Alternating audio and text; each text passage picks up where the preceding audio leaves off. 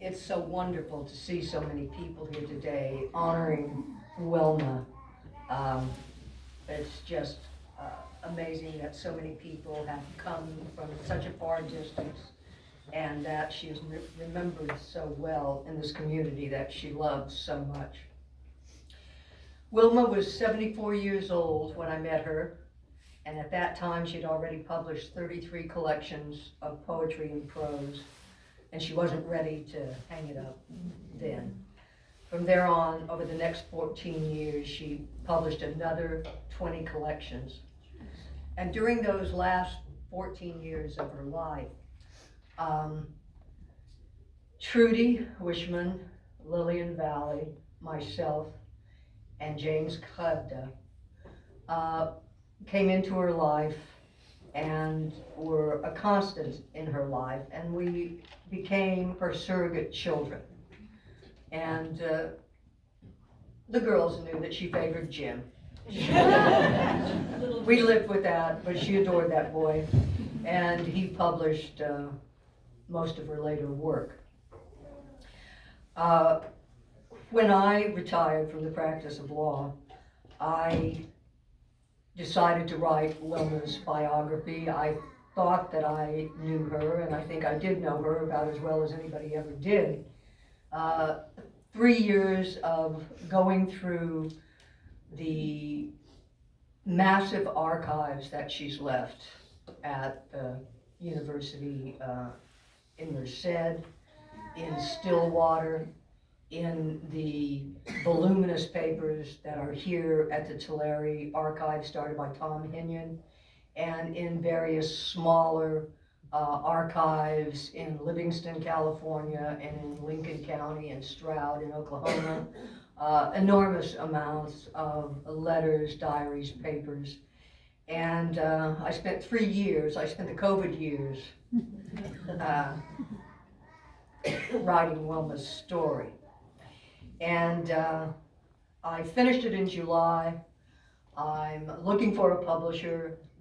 If I don't find a publisher, I will have to self-publish it. In that regard, Catherine Andes, raise your hand, who I want to acknowledge as a person who was Wilma's friends for years, starting in Hanford, and helped care for Wilma for all of the years that I knew her. Catherine will take your contact information in case you want to be advised when the book is available. And I also want to acknowledge my sister Joanne Burgess, right there, who took care of Roy and Wilma both, and made sure they got the food, the fried okra and the food that they were used to in their youth. And what I want to do is just read a little bit, won't take much of your time, of an early chapter of my story about Wilma. Wilma was a painfully shy, intelligent, unhealthy girl, blonde and chubby in early childhood. She later said, "This love of the word set in early. I mean, it was always with me, you know.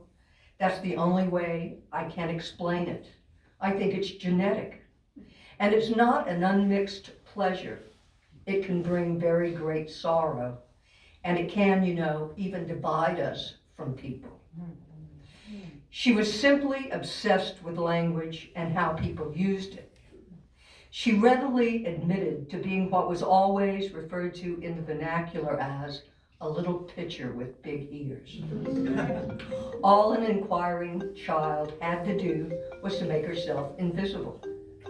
If she hung back on the edge of the room, where the never idle women let their hair down and chatted freely as they did their work, or if she crept quietly under the table or skulked outside the door of the room, out of sight but just in earshot, she could learn the secrets of the world.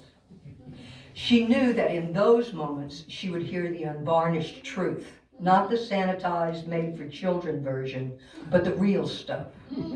Wilma longed for the real stuff. Of that need to hear the straight truth, she admitted that the more delicate the subject, the more circumspect I had to be. She knew that if her mama found her eavesdropping, she would get a first-class switching. Intelligent, intuitive children seek the meaning of the world from the grown-ups they encounter. They long for explanation, not just of the words spoken, but of the tone used, the subtle facial expressions, the reactions elicited. They thirst for deeper meaning. Wilma was just such a child. There was a conflict in her innate obsession with language and meaning. Although she sometimes felt afflicted by her inescapable compulsion to put her observations of the world on paper, she also understood that the great relief of writing was that the wonder of the moment wouldn't slip away from me. She was motivated by not only the need to remember the moment, but also to make sure that other people got it, that they too understood the wonder.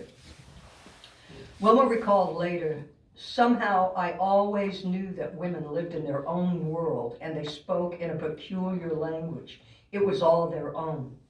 Oh, how delicious and mysterious their words.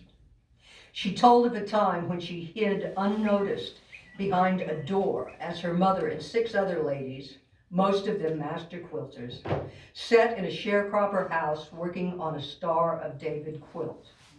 It was to be a wedding gift for the 19-year-old son of a neighbor, Mrs. Bessemer. The quilting frames were hung from the ceiling, and the women were hard at their stitching when one forward lady, known for making provocative statements, spoke up.